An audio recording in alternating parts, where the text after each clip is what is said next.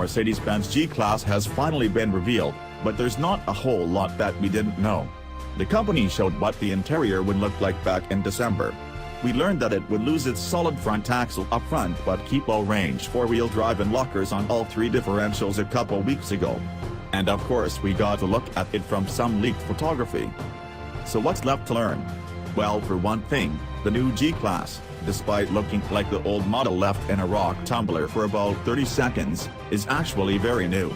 It's longer by 2.1 inches and wider by 4.8 inches. That pays dividends in one of the G Class SUV's weakest points, interior space.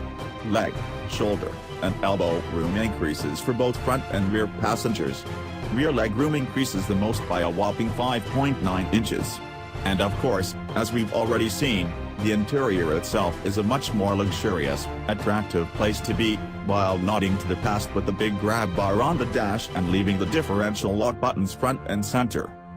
Despite the bigger body, the new G Class is much lighter, 375 pounds lighter to be exact. This is because of extensive use of high-strength steel and aluminum. The body is primarily made up of the stiff steel, and the fenders, hood and doors are made of aluminum.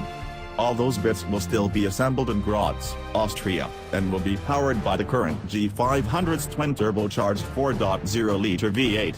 Output is unchanged at 416 horsepower and 450 pound-feet of torque. That power does go through Merc's 9-speed automatic rather than the old 7-speed unit. As previously covered, while the G Class retains a separate frame, selectable four-wheel drive with low range, and locking front, center, and rear differentials, it's been thoroughly modernized. The solid front axle is gone in favor of a double wishbone front suspension. This is sure to improve on-road handling, which will satisfy the rich pavement pounders from the city, but will likely worry off-road purists. Along the same goes for the move to rack and pinion steering over recirculating ball. Mercedes claims that off-road ability is actually greater with this generation, but we'll wait to try it ourselves. Maybe some of the credit goes to the G-mode driving setting. This off-road-oriented mode adjusts the shocks, steering, throttle, and reduces shifting for more controllable off-roading. It activates when low range is selected or one of the differentials is locked.